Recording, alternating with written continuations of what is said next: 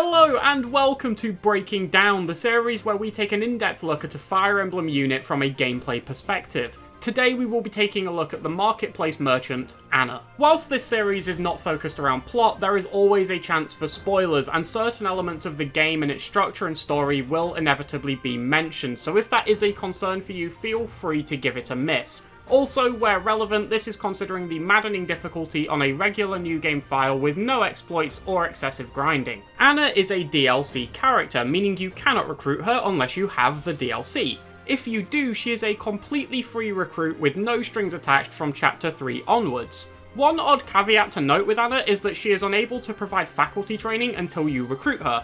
With her having both of the extremely desirable axes and bows alongside swords and faith, access to this is likely to be something you want, so even if you don't plan on using her, picking her up ASAP is never a bad idea. Anna's personal ability is Business Prosperity, which grants her 5 extra luck. It's nothing flashy and luck isn't the best stat, but it's an unconditional permanent stat boost. It's hard to complain about.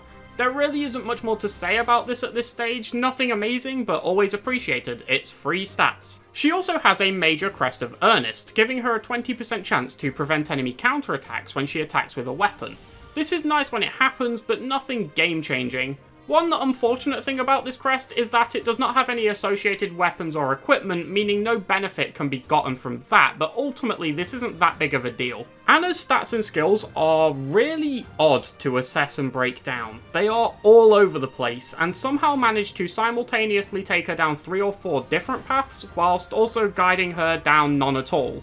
It's also worth bearing in mind that at her earliest, she will join your party at level 5 as opposed to level 1 like most students. Starting off with her skills, Anna has boons in swords, axes, bows, and faith, banes in reason and authority, and a budding talent in riding.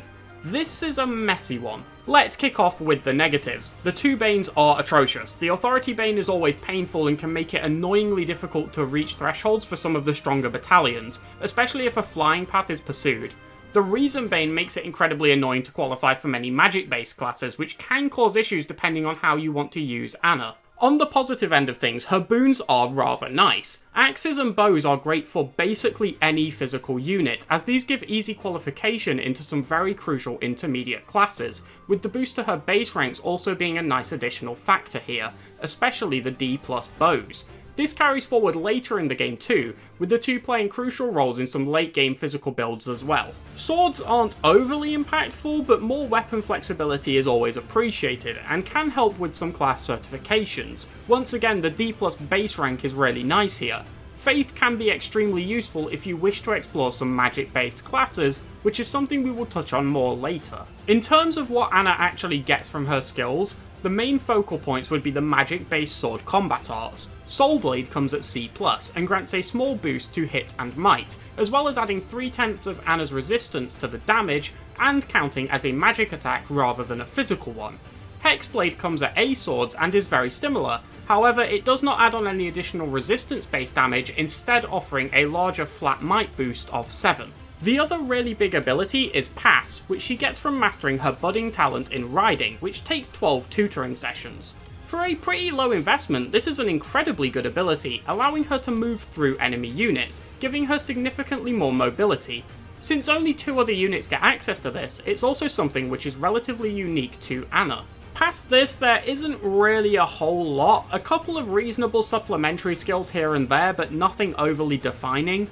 Rally Luck and Battalion Vantage from Authority both lack the proper support to really shine as anything exceptional, and most of the rest of her kit is complementary rather than a core component. Moving on to her stats, Anna is in a really odd spot. In terms of her offensive stats, strength and magic, I don't know what they were trying to do here. She has 8 in both, but of the physical units, 8 is the lowest any of them have at level 1. In terms of magic, the lowest level 1 base amongst the students is 10. Anna has 8 in both at level 5, so rather than being good or even competent in both, she ends up being awful in both areas. If she had these bases at level 1, they would still be very bad. having them at level 5 is frankly appalling. One area where she is reasonably strong is her speed, with a base of 11, although 1 point of this does come from her Myrmidon class which she joins in, and ideally you would want to switch out of this. Even so, 10 speed at level 5 is around where you would expect somebody like Ingrid to be at, and with a strong 55% growth alongside access to Darting Blow thanks to being a female unit, she does have potential in this area. Defensively, she is physically rather frail, however thanks to her reasonable speed, she may be able to avoid damage that other units can't since she will be doubled slightly less often. That aside, she isn't particularly great at tanking hits. She does have a fairly decent resistance stat, but still nothing outstanding, so all in all, keeping her out of harm's way is usually ideal. The other thing to note is that the base luck of 9 is, for all intents and purposes, a base of 14 thanks to her personal ability. This is a nice little boost, but again, luck isn't a super important or helpful stat, so a handy bonus is all it really ends up being. Since Anna does have some viability as a magic unit, it's worth taking a look at her spell list. It's mostly underwhelming, however at B Faith she gets access to Rescue, which can be a very useful tool. Meteor at A Reason also has some valid use cases, and can be valuable, however this obviously means fighting through the Bane up to an A rank. I'll go more into these later, as how good they actually end up being varies greatly depending on the build. One final thing to note about Anna as an overall unit before we go into her specific usage is that she has no supports. This prevents her from making use of linked attacks, the biggest impact of which is that she can't make use of these to bolster her accuracy on the player phase, which can be quite a significant loss, especially early on before you have access to things to make up for this. When combined with her Authority Bane, this can leave her in a rough spot in terms of stat enhancements. So let's move on from the theory and onto the practical uses of Anna. Since she does have a couple of different potential builds which greatly vary from each other, I'm going to start off by going through her physical builds, since it is the much higher investment and more varied one, before moving on to magic and hybrid options, and my overall preferred choice at the end. Firstly, for a physical build, when you recruit Anna, you are going to want to take her out of Myrmidon and switch her over to Fighter. She already has the certifications to guarantee this thanks to her base bow rank, and this replaces the point of speed granted by Myrmidon with a point of strength whilst in the class, which is extremely valuable. Should you master the class, strength plus 2 is also very nice for the immediate future. Usually I would advocate against coming back for this since it's typically only useful on a temporary basis, but Anna really does need all the help she can get in the damage department, so making sure you get strength plus 2, either whilst reaching level 10 or coming back to it later when you have faster growth from the Saint statues and or the knowledge gem, can actually be very viable and valid. There isn't necessarily a best time to master Anna's budding talent in riding, however if you find yourself with some tutoring sessions to spare, picking up paths is absolutely worth it. It's a very valuable ability, and since all it takes is 3 weeks worth of tutoring sessions, grabbing it when you have the opportunity to is a good idea. From here, you are going to want to focus on picking up a couple of intermediate classes so that you can master them and get some crucial mastery skills. The first of these is Archer, which by mastering grants you hit plus 20, a skill which gives 20 accuracy to all attacks by the user, including gambits. Anna can easily reach the threshold to certify for this since her base D plus is already enough to gamble the qualification, and a small investment up to C will guarantee it. For the early portion of the game, her base access to curved shot means that utilising bows on her is an easy option to providing some solid chip damage without risk of retaliation, whilst also providing an accuracy boost and additional range. If this ends up going higher at C+, the break shot combat art can also be very useful for setting up kills for other units, giving Anna a useful utility role at a time where she struggles to shine on her own. Another borderline vital combat art is Death Blow, gained from mastering the Brigand class, which has a certification of C axes, although this can be gambled at D+. Death Blow provides a boost of 6 might when the user initiates combat, which is crucial to supplementing Anna's lackluster stats on the damage front. With the Axe Boon, she will have no issue reaching the requirement in time to either gamble or guarantee the certification before Archer is mastered. Whilst both of these skills, Death Blow and Hit plus 20, are very desirable on most physical units, they are practically mandatory on Anna.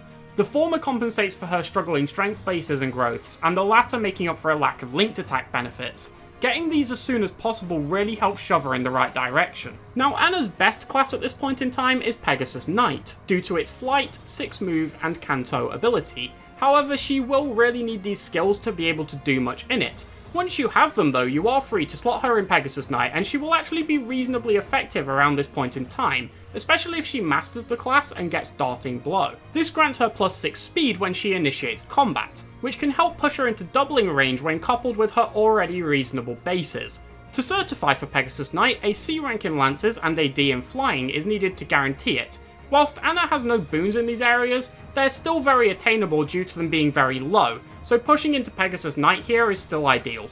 At this point, you have a few options for how you want to utilise Anna in the late game. She doesn't really excel at anything, but she is very flexible and can do a reasonable job in a lot of areas. The easiest path for her at this point is to make her a sniper, by getting her to an A rank in bows to guarantee certification for the class. By mastering this class, she gains access to Hunter's Volley, a bow-based combat art which always attacks twice consecutively.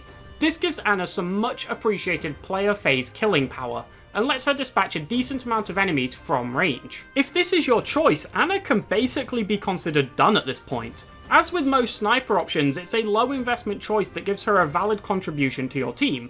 Alongside Death Blow, Hit plus 20 and Pass, you can round out your build with Bow Prowess and eventually Bow Crit, the latter of which can be substituted for Strength plus 2 or Darting Blow, whilst you wait to unlock it. I personally like this as a choice for Anna, mostly because it allows her to be effective whilst also not needing to do much with a unit who will ultimately never really turn out to be anything incredible, meaning you can use that investment on units who get more from it. If you feel like your player phase is already where it needs to be and would rather bolster your enemy phase, Anna has a couple of options here too. Thanks to her boons in swords and axes, she's a fairly reasonable candidate for a Wrath Vantage unit. This means you need to get those two skills. Vantage can be acquired from mastering the Mercenary class, which Anna can already gamble the promotion for as soon as she hits level 10 due to her base sword rank. Vantage lets the user attack first on the enemy phase when below 50% health. The other skill is Wrath, which is obtained by mastering the Warrior class. Thanks to her axe boon, she can reach this class relatively easily once she hits level 20, however it does require an A in this area.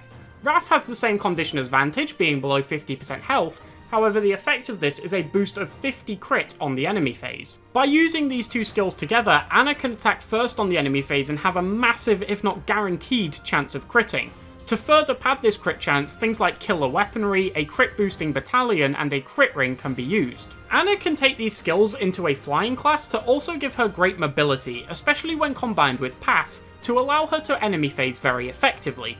If you choose to do this, going towards Wyvern Lord with a final build of Axe Prowess, Wrath, Vantage, Pass, and Hit plus 20 would be ideal. This allows Anna to function pretty well as an enemy phase unit, and provide ample amounts of support in this area. Should you choose to use her in this way, one thing that can cause issues is her Authority Bane making accessing strong flying battalions difficult, so putting some emphasis onto this earlier to allow this to be raised in time can be a good idea. Also, using a Retribution Gambit on her with another unit so that she can counterattack regardless of range makes her enemy phase much more effective. One other thing to bear in mind is that because the sniper option is so easy to qualify for and requires so little investment, it isn't unreasonable to get both Wrath and Vantage as well as mastering sniper, and switch between the two depending on the map and what your team needs. It's higher investment, and you could make the case that if you aren't going to commit to it, getting Wrath or Hunter's Volley is a bit of an overcommitment, but it does make her incredibly flexible. One other potential consideration is also the option to use Wrath and Vantage with the Sniper class to try and dual phase. I can't claim to have looked into the viability of this too much. I personally prefer to specialise in one or the other, since sacrifices would have to be made due to the amount of abilities you can have at once, as well as the actual functionality of the classes, but I could see it providing some success. Anna does have other enemy phasing options, however considering Anna's ease of getting into the classes to get Wrath and Vantage, and without wanting to be harsh, the fact that she isn't overly strong at these points of the game anyway, means she isn't missing out from too much by going through these classes to get the abilities, which is one of the biggest flaws that a lot of units face at this time. I think Wrath Vantage is the optimal choice if you wanted to use enemy phase Anna. If you did want to explore other choices, she does have potential to dodge tank in a class like Wyvern Lord or Falconite. Because she does not get access to Battalion Wrath, she can't kill consistently with this build, as she won't be able to reach 100 crit, however it is quite a bit safer. If something goes wrong, such as a miss from Anna or not killing the opponent, she will still dodge the enemy's attack and live to fight another day. Plus, thanks to killer weapons, her solid speed stat and other modifiers, she will still crit a reasonable amount of the time and take out a good number of the enemies. If you wanted to try this, you would want to make sure you maximise her avoid, utilising the ability Alert Stance Plus granted from A+ Flying, which gives 30 avoid when you end Anna's turn with the wait command. Using this alongside avoid boosting battalions, an evasion ring, and her prowess skill amongst other things gives her enough avoid to dodge any attack. I feel this option is quite high investment for what it ultimately ends up outputting, but it does provide a reasonable degree of success. I think this about rounds out the physical options for Anna, so let's take a look at the magical ones. The core tools she gets in this area are the previously mentioned combat arts, Soul Blade and Hexblade, the faith spell Rescue, and the reason spell Meteor. Meteor is a long-ranged siege spell which deals AoE damage adjacent to the target, giving Anna a very safe option to deal some solid chip damage without putting herself in harm's way. Anna gets this at A reason, which is a huge investment considering the Bane, however it is a very nice tool if you do get it. Rescue allows Anna to teleport an ally from a range dictated by her magic stat to a tile adjacent to her. This can be extremely useful both offensively and defensively, especially if you are able to utilise a high move class to be able to bring units forward and accelerate the fight. She gains access to this at the B Faith rank, which isn't anything she should struggle to reach considering the boon in this area. She also has access to Ward at the C rank, which, whilst not particularly great in terms of its actual intended application, is an easy source of additional EXP and Faith ranks. In terms of class pathing for a magic-based Anna, this is really straightforward. You want to immediately class over to Monk by pushing her Faith up to the required D rank, and at level 10 certify into Mage. Mastering Mage grants Fiendish Blow, which is essentially the magical equivalent of Death Blow, granting +6 magic when the user initiates combat. Once again, you will also want to grab Pass when the opportunity arises. You're going to want to keep a focus on Reason throughout, and also ensure Rescue is acquired when possible. Once this is done, the ideal endgame class here is probably Dark Flyer. This allows Anna to function very well as a rescue bot, providing valuable utility to a roster. Once again, this isn't something outstanding, but it does allow her to contribute very positively to your team. Dark Flyer does have a B+ Reason requirement, as well as a C in Flying. The issue here isn't that it's necessarily hard to achieve that, but more that it does require a hefty amount of focus and investment to be pumped into Anna to get there. Very arguably more than she's worth. This is quite a one-dimensional build, and she should absolutely be looked at as more of a utility unit in this sense rather than a combat one. That being said, with the aforementioned combat arts alongside Meteor, Anna is able to deal some hefty chunks of chip damage herself. Despite its simplicity, this is, to be completely honest, a very useful build, more so than the short amount of time it's getting talked about here probably stresses. It's just also very basic to execute and doesn't really require too much explanation. She's a basic rescue bot. There are other build options with Anna, aside from just going purely magical or purely physical. One potential option here is to pick up the Wrath and Vantage abilities before pivoting to a class such as Dark Flyer, allowing Anna to enemy face while still making use of Rescue. This will cost her things such as class bonuses in exchange for making her very versatile, however it is extremely high investment. I mentioned earlier that I would explain which of these options is my preference, and to be honest the answer is there isn't one.